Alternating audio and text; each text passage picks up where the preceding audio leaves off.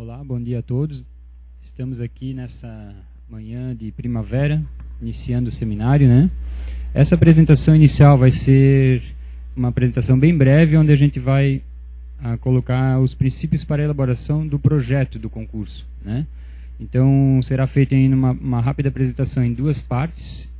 A primeira, uma apresentação mais sobre informações gerais sobre o projeto, e a segunda abordando mais informações sobre o termo de referência. E para isso eu queria chamar aqui à frente o Alexandre, que vai fazer essa segunda parte da apresentação também, para me ajudar nessa parte do termo de referência. Então, primeiramente, a gente gostaria de colocar que esse é um trabalho feito em equipe, né? E só foi possível a partir da união dos representantes da Fátima, que foi a arquiteta Lilian, do Gerson, que representou a FAPESC, e do Henrique e da André, que estão aqui também organizando esse seminário, correto?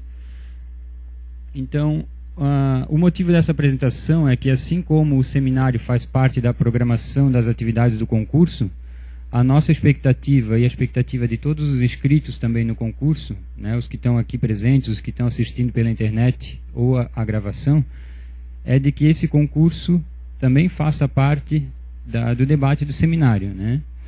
Então, essa é a intenção dessa apresentação. Alguns números preliminares do concurso.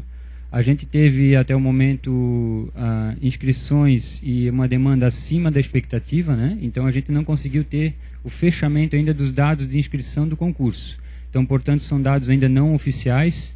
Até o momento, a gente teve de cerca de 300 a 320 solicitações de inscrição. Dessas, a gente já tem até o momento 243 confirmadas, são aquelas que enviaram para a gente a documentação, né?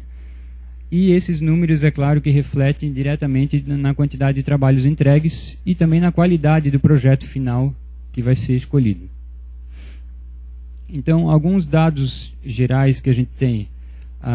Em relação aos aspectos legais, o plano de massa, que é um documento que está disponível no site do concurso, ele é uma síntese, é um resumo de todos os aspectos legais e de ocupação que a gente vai ter para o terreno, né? Então, um recuo de 5 metros a partir das divisas para o embasamento das garagens, a torre com 6 pavimentos de 700 metros quadrados e os limites também desse embasamento das garagens de área e de número de pavimentos, né? Então, esse plano de massa é o que resume, faz uma síntese de todos os aspectos de ocupação e os aspectos legais que a gente tem para o concurso.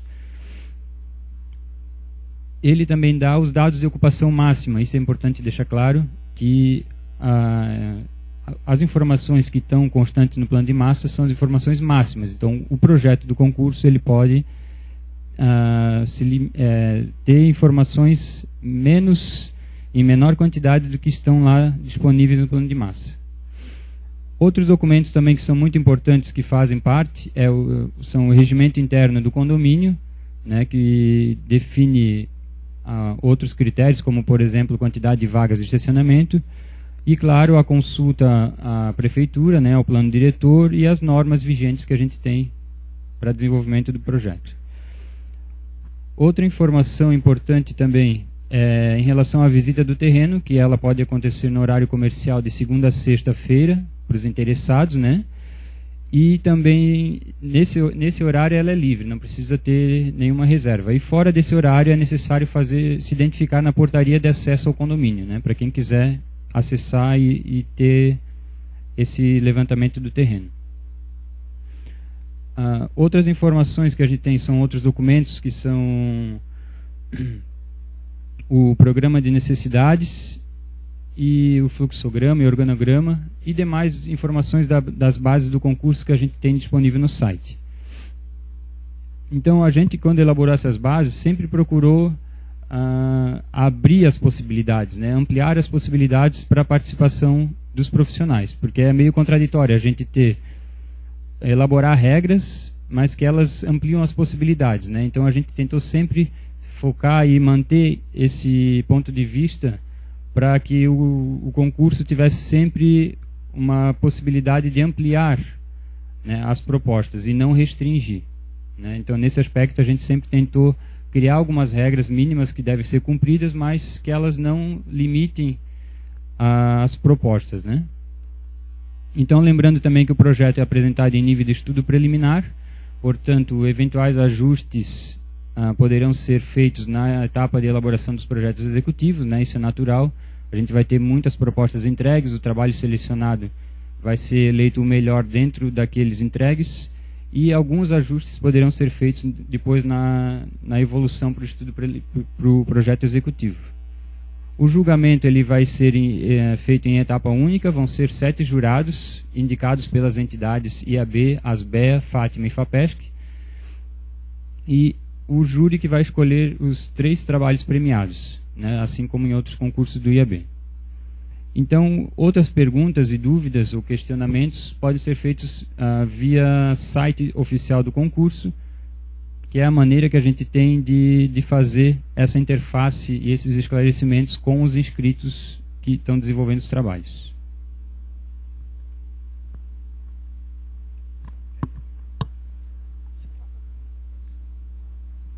Bom, Anderson me pediu para falar sobre os princípios de projeto. Bom, primeiramente, bom dia a todos, bom estar aqui, abrindo os trabalhos do seminário. Eu sou Alexandre Fernandes, eu sou arquiteto, mas eu trabalho atualmente com inovação, projetos de inovação para sustentabilidade. E foi com grande prazer que eu aceitei estar trabalhando com o Anderson, convite do IAB para estar trabalhando na coordenação do concurso, basicamente com a missão de trabalhar o termo de referência, junto com o grupo que está junto, desenvolvendo esse projeto. Eu vou falar agora sobre os princípios de projeto criado para as bases do concurso, e esses princípios eles refletem as intenções norteadoras do desenvolvimento dos trabalhos. E de como esperamos contribuir para que esse resultado torne-se uma referência de qualidade para a arquitetura brasileira como um todo. Bom, antes de tudo, gostaria de dizer que o trabalho de desenvolvimento do termo de referência para o concurso e dos documentos relacionados foi um trabalho coletivo. Seria impossível sem a participação de algumas pessoas-chave, além de mim e do Anderson. Então a gente teve uma convergência ímpar de anseios entre todas as entidades e principalmente uma liderança muito inteligente de quem são os líderes dessas entidades, para que a gente pudesse fazer um trabalho especial. Os representantes que estiveram envolvidos, a arquiteta Lilian Mendonça da Fátima, o engenheiro Gerson Bottoluzzi da FAPESC, o arquiteto Henrique Pimon e a arquiteta Maria Andréa Triana da ASBEA, foram fundamentais nesse processo. E eu gostaria também de agradecer ainda a participação do Renato Saboia, arquiteto, e do arquiteto Ademir França, que fizeram uma leitura para nós da questão da paisagem e da inserção urbana. E aproveitar também para agradecer o apoio total do presidente Rael Belli, presidente do IABSC, que não pôde estar aqui hoje, e do coordenador estadual do concurso, Sérgio Oliva. O processo de construção dos documentos que fazem parte do termo de referência foram resultado de diversas reuniões, intensos debates e uma missão clara de todos que estavam presentes. Nós queríamos criar um documento que pudesse ser referência para as bases do concurso e capaz de integrar de fato a sustentabilidade, a tal da sustentabilidade, nas questões do concurso, da arquitetura e do projeto de arquitetura, para contribuir apontando caminhos de como amadurecer esse tema e como sistematizar isso para aplicar aos projetos de arquitetura. Então, nós tínhamos o desafio de fazer da sustentabilidade algo inspirador para o projeto e não uma limitadora de criatividade para a arquitetura. Se a gente pensar em sustentabilidade hoje, é uma coisa contraditória. Se vocês me perguntam, Alexandre, como é que está seu casamento? E eu disser para vocês, está sustentável. Não é uma coisa muito... E eu já tive algum questionamento do tipo, bom, mas a arquitetura, se tem pilar, é sustentável. É verdade. Então, a gente queria, na verdade, a gente buscava uma maneira de promover um processo de inovação na arquitetura, que as propostas fossem múltiplas. Nós temos agora 200 e vários inscritos confirmados, né? São muitas possibilidades de inovação e de inserção da sustentabilidade na arquitetura. E a gente queria oferecer uma visão, uma projeção clara da intenção do projeto. Então tínhamos todas as entidades ali tentando estabelecer o que aquele lugar, o que essa cidade, o que as pessoas que vão viver naquele lugar precisam para contribuir e para interagir de forma sustentável. Bom, primeiro passo, a gente queria estar além das ferramentas tradicionais de eficiência, de ser neutro, de minimizar impacto negativo, porque cá entre nós não é nada inspirador a gente se inscrever num concurso que diz, por favor, faça uma arquitetura zero. Não era essa a meta, certo? Então, nós decidimos aplicar de uma forma que os termos de referência pudessem estruturar uma estratégia de efetividade para o edifício. Qual o efeito que a gente quer criar?